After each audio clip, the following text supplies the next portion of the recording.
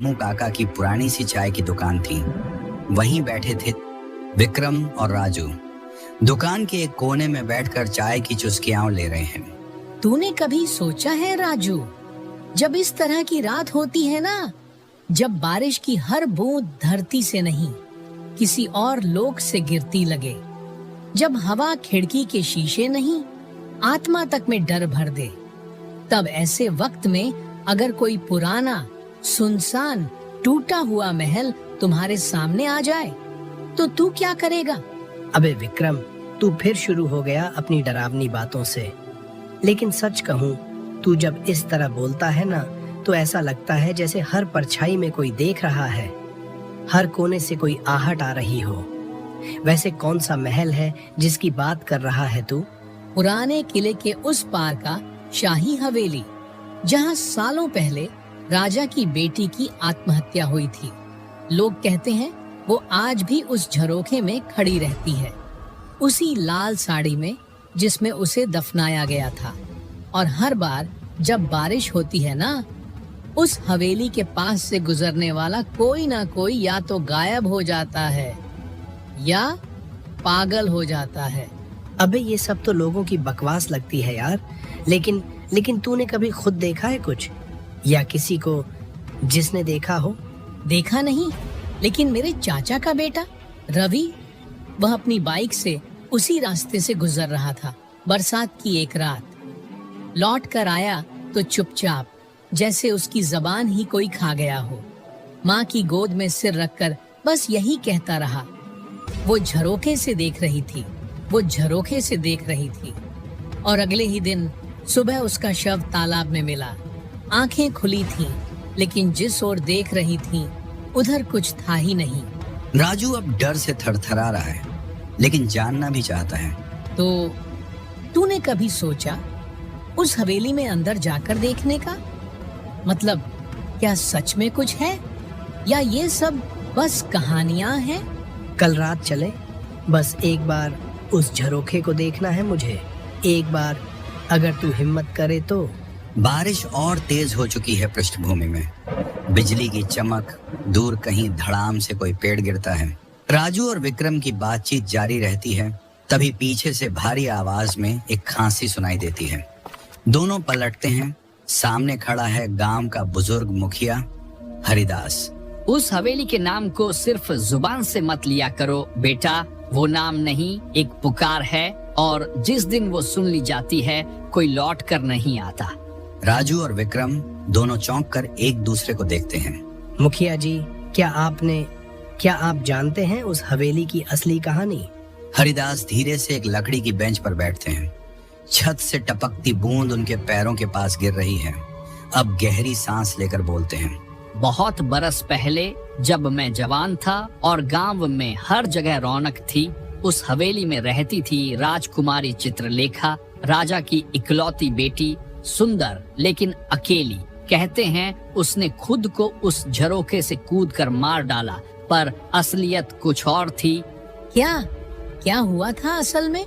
राजा ने अपनी बेटी को जबरन शादी करने को कहा था, लेकिन उसका दिल तो लग चुका था एक साधारण सैनिक से। राजा को जब ये पता चला तो उसने उस सैनिक को दीवारों में चुनवा दिया जिंदा। चित्रलेखा कई रातों तक उस दीवार से लिपटकर रोती रही, फिर एक दिन उसी झरोखे से छलांग लगा दी, पर मरने के बाद वो वहीं रह गई, उस हवेली में, उस झरोखे पर, और उसका पागलपन भी वहीं फंसा रह गया।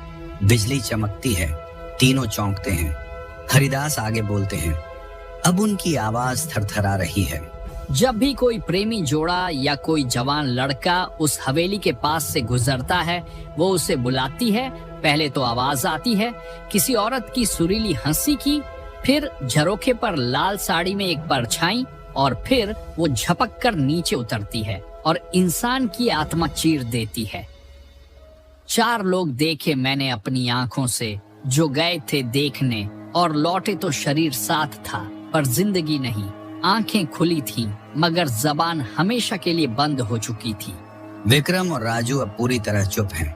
उनके हाथों की चाय भी ठंडी हो चुकी है। बाहर अब तेज आंधी चल रही है। दुकान की खिड़कियां हिल रही हैं। तो क्या सच में वो आज भी उस झरोखे पर। आज की रात बरसात की रात है और आज की तारीख वही है जिस दिन चित्रलेखा ने छलांग लगाई थी। एक तेज बिजली की गड़गड़ाहट होती है और उसी पल दुकान की बत्ती गुल हो जाती है। तीनों सन्नाटे में बैठ जाते हैं। बाहर कोई औरत की हंसी की हल्की सी आवाज आती है, दूर लेकिन बहुत पास लगती है। हरिदास चुप हो चुके हैं। विक्रम की आंखें हवेली की ओर टिकी हैं। राजू कांप रहा है, लेकिन विक्रम का जुनून उसे भी साथ खींच लेता है।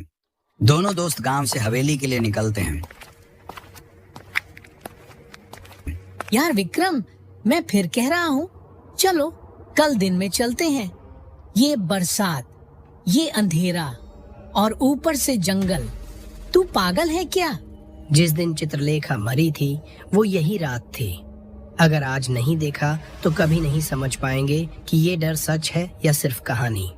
जैसे ही दोनों जंगल के अंदर घुसते हैं, बरसात की आवाज धीमी पड़ जाती है, लेकिन एक अजीब सी गूंज सुनाई देती है, जैसे पेड़ खुद कुछ बड़बड़ा रहे हों। दोनों के जूते कीचड़ में धंस रहे हैं। टॉर्च की रोशनी बार बार झपक रही है।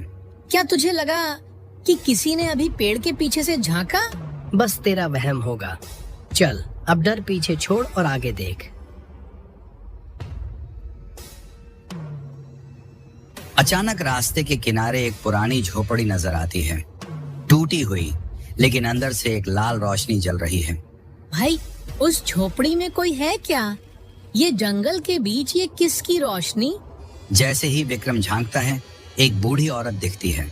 सफेद बाल, उलझा चेहरा और आंखें बिना पुतली की, पूरी सफेद। अब जब चल ही पड़े हो तो मत मुड़ना, क्योंकि जो रास्ता हवेली की ओर जाता है वो आधा जंगल का है और आधा मरने वालों का। राजू पीछे मुड़कर देखता है, लेकिन बूढ़ी औरत गायब होती है। झोपड़ी भी अब एक पेड़ बन चुकी है, जैसे कुछ था ही नहीं। एक जगह उन्हें उलटी लटकी हुई छायाएं दिखती हैं, जैसे इंसानों की परछाई पेड़ से उलटी लटक रही हो, लेकिन असल में कोई नहीं है। एक छोटा बच्चा अचानक दौड़ता हुआ आता है, हाथ में गेंद लेकर, और कहता है, मेरी माँ हवेली में है, क्या आप उसे खोज दोगे?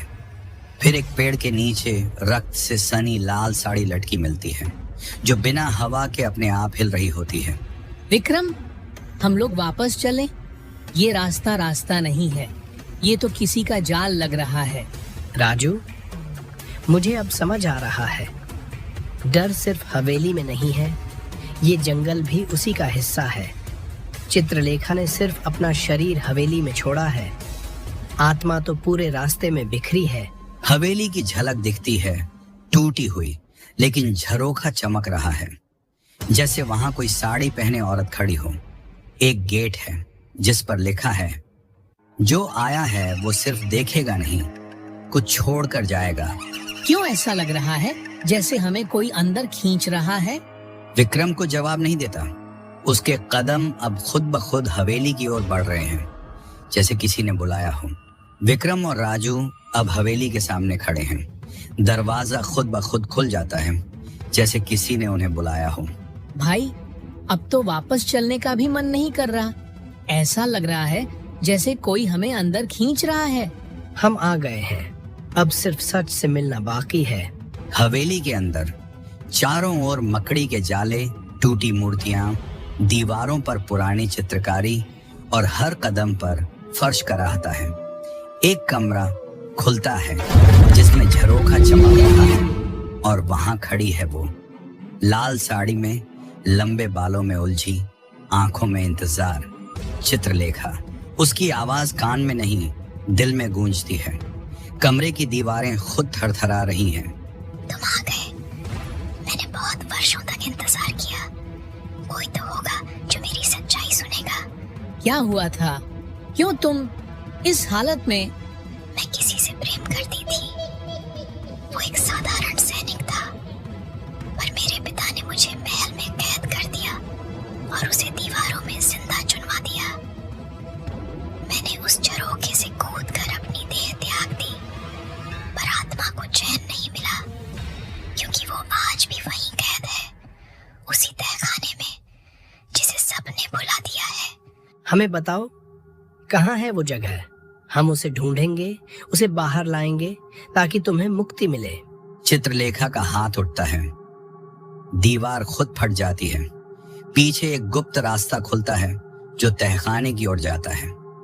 दोनों दोस्त नीचे जाते हैं। वहां हवा नहीं, सिर्फ सन्नाटा है। अचानक उन्हें दीवार में जमी हड्डियां दिखती हैं और एक कोने में सैनिक का नाम खुदा हुआ पत्थर, वीर। ये वही है, उसे यहीं जिंदा दफनाया गया था।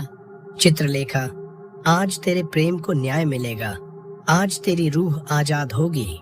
वो दीवार को तोड़ते हैं और उसी पल हवेली कांपने लगती है, जैसे कोई बंधन टूट गया हो। चित्रलेखा की आत्मा झरोखे से उड़ती है। अब उसका चेहरा शांत है। वो मुस्कुराती है। अब मुझे शांति मिलेगी। अब मैं मुक्त हूँ। धन्यवाद मेरे प्रेम को सम्मान देने के लिए। उसका शरीर स्वर्ण कणों में बदलकर हवा में विलीन हो जाता है। हवेली की दीवारें खुद ढहने लगती हैं। राजू और विक्रम बाहर दौड़ते हैं। जैसे ही वे बाहर आते हैं, बारिश बंद हो चुकी है। सुबह हो चुकी है। सूरज की किरणें हवेली के खंडहरों पर पड़ रही हैं। दोनों गांव लौटते हैं। लोग चौंके हुए हैं। हवेली अब सिर्फ एक ढह चुकी दीवार है। कोई झरोखा नहीं, कोई परछाई नहीं। तुमने उसे मुक्त कर दिया बेटा। अब ये हवेली भूतिया नहीं रही, अब ये एक प्रेम की समाधि है।